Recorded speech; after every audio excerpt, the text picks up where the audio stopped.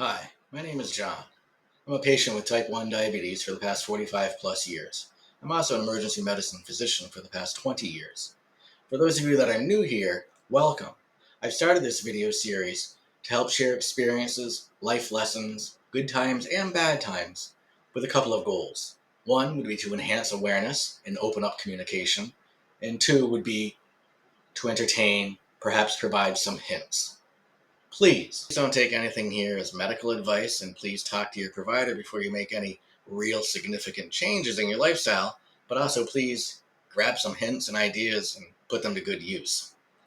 So, we spent the last few weeks talking about my diagnosis, school, college, and this week is one of my personal favorites, Camp Joslin. I was blessed to have 12 years of absolutely wonderful opportunities, wonderful times, and wonderful learning experiences at Camp Joslin. Camp Joslin is located in Charlton, Massachusetts. It was originally founded off of the Joslin Diabetes Clinic.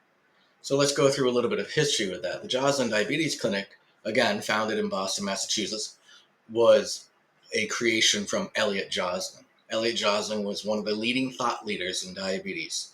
He is world renowned for his efforts, his success, his research in a time where type 1 diabetes was a death sentence. Keep in mind, insulin was discovered in 1921 by Dr. Frederick Banting and Charlie Best at the University of Toronto. Before that, patients with diabetes had to essentially walk off or exercise off every single carbohydrate they ingested. And this was all done without easy blood sugar testing, easy urine testing, continuous glucose monitoring systems, insulin in general, and obviously it was extremely difficult. These patients essentially digested their own bodies and urinated it out. So they became very frail, there was a lot of muscle wasting, and eventually they spent all of their time in diabetic ketoacidosis, leading to coma and death. So in 1921, Dr. Banting had an idea, worked with Charlie Best under Professor McLeod at the University of Toronto, and eventually discovered insulin. It was a long, hard summer for them. They had a lot of success, and with some other help, they were able to purify insulin and eventually gave the first insulin injection to Leonard Thompson at the University of Toronto. Leonard did extremely well, as did many patients that were given insulin. However, it was far from what we consider pure. There was a lot of variability in how it worked. It was a more difficult injection than the 32 gauge needles that we deal with today. And there was no easy way to monitor this. So now patients with type 1 diabetes can live, but they definitely need a lot of guidance and support. And Dr. Elliot Joslin, who is very much in tune with lifestyle, living, learning, and education to control chronic conditions, wanted to develop some sort of method to enable children to be children while learning about their disease so that they would have the most success to continue in life. So around 1948, the Joslin Diabetes Camp for boys with diabetes was born. This was one of the first organized camps in the United States, and Dr. Joslin did a phenomenal job having the camp essentially staffed by physicians, nurses, dietitians, and staff members, many of which also had diabetes. So a child would go and learn that they're not the only one. They would be given as much education that was available for managing their diabetes, well, playing sports, swimming, going for a canoe ride, having a campfire, living life. So it was clear this was Dr. Joslin's dream. He did a phenomenal job with it, and I'm proud to say that the camp continues today. They're under the auspice of the Claire Barton Camp for girls with diabetes, but the two camps work on a similar philosophy, teaching and empowering children. So I started there as a young camper. I was about 8 years old. I started in what's called cabin 8, which would be the youngest cabin. It was a little scary at first. Mom and dad brought me down to Charlton, Massachusetts. I was from northern New York, so almost a 4-hour drive. Never been here before, didn't know anybody, had no clue what I was getting into. And as you might have guessed, or if you know me, I had my own way of doing things. And even at 8 years old, it had to be the right way. So it took me a few nights to get used to this. Of course, I was homesick, and that was stressful. And of course, it was a eye-opener. I wasn't special anymore because I had diabetes, because almost everyone here did. It was also very encouraging because I got to see older kids, staff members, camp directors with diabetes doing phenomenal things with phenomenal stories about various sports they played or activities they partook in. So it was really a great inspiration as a young camper. And I had a great time as I met many, many role models with diabetes and some without that just inspired me to succeed. Every day, camp is laced with activities, both active and less active. It's laced with blood sugar testing, monitoring your sugar, learning to detect your low sugars, and education is filtered throughout. As I became older, I opted to become a first year counselor in training. So this time, instead of just a couple of weeks, you spend the whole summer at camp. I'm sorry, you spend half the summer at camp, and they help teach you to become a staff member. So first year counselors in training have their own cabin, and we would each be assigned to cabins of various ages of children to work with the staff members there and help out, kind of be a support staff member while we were learning how to be a staff member.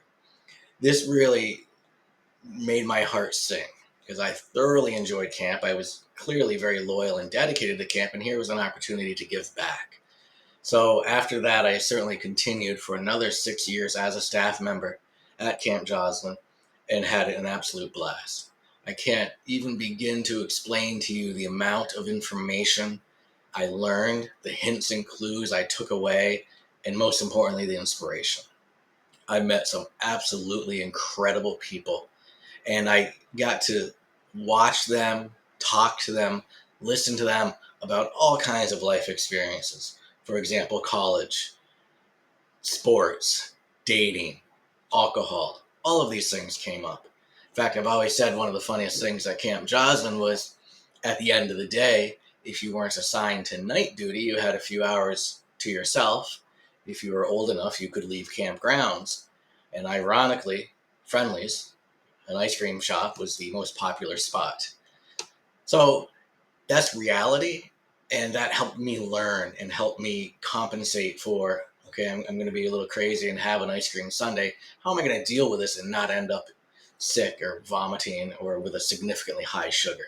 So these were real life lessons that I'm not even sure Elliot Joslin planned to have available to staff members and campers there. On top of that, your director, your program director, your administrative team tended to be a little bit wiser, a little bit older, and certainly had a lot more experience, and always willing to have a chat with you, discuss, help you out.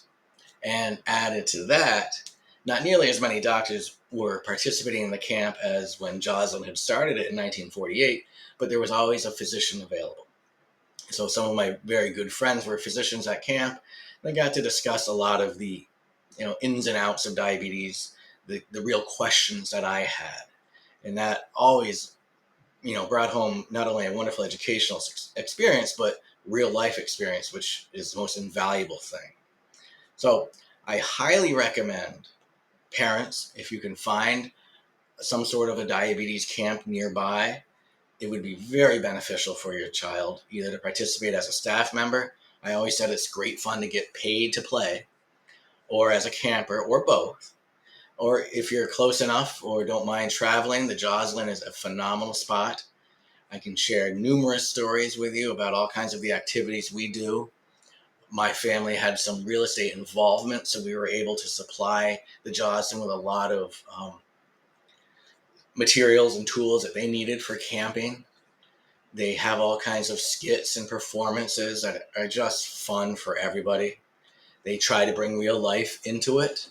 I'm not sure if they're still doing it, but on Wednesdays, we would have McDonald's for lunch.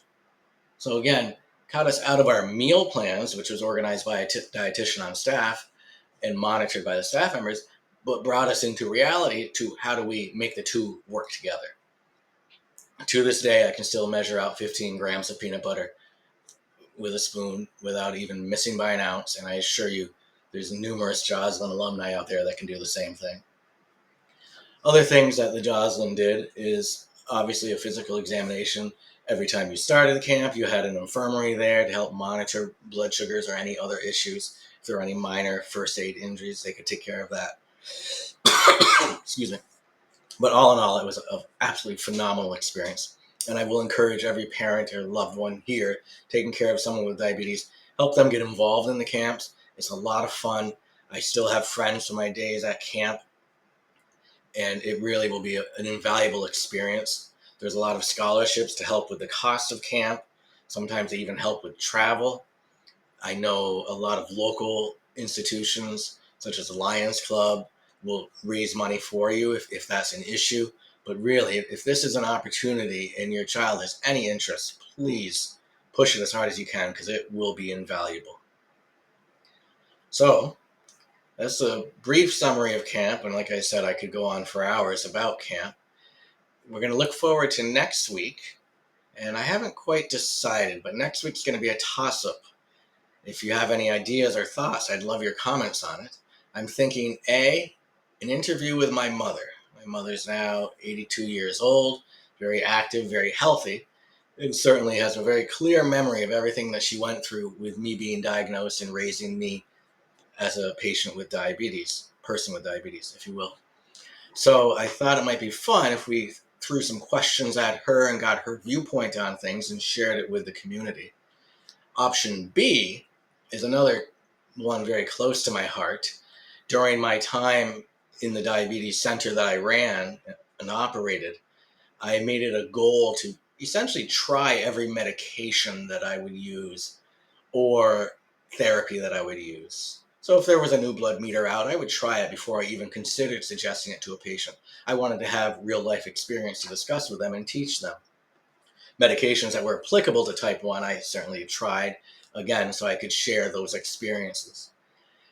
I had another opportunity when I learned about diabetic alert dogs. So for those of you that don't know, a diabetic alert dog is a dog that is trained as a service animal to help detect fluctuations in blood sugars. So I did some research and worked hard to find a company that I could work with, and eventually, before suggesting it to my patients, got my own diabetic alert dog. Banting was a wonderful part of my life. You may recognize the name after Dr. Banting. I've loved Banting forever. Unfortunately, Banting left this world last winter, but he was an absolute blast. It was a phenomenal experience. It was a lot of work, but I certainly would like to do a video talking about diabetic alert dogs and specifically about Banting, whom I cherish. So if you have any thoughts or comments, both about the diabetes camps, about the Joslin itself, or about what you'd like to see next week or in the coming weeks, please give us a like, give us a subscribe, and give us a comment. I'd really appreciate it. If you folks have any more questions about the Joslin, I know I didn't get into a horrible amount of specifics, predominantly because I haven't been there in numerous years and I'm sure it's changed. But please, if you have questions, thoughts, considerations, let me know and I'd be happy to address them. I hope you all enjoy the wonderful warm summer that we finally have up here in the Northeast. Please reach out with any questions. Please like and subscribe, and most importantly, stay healthy.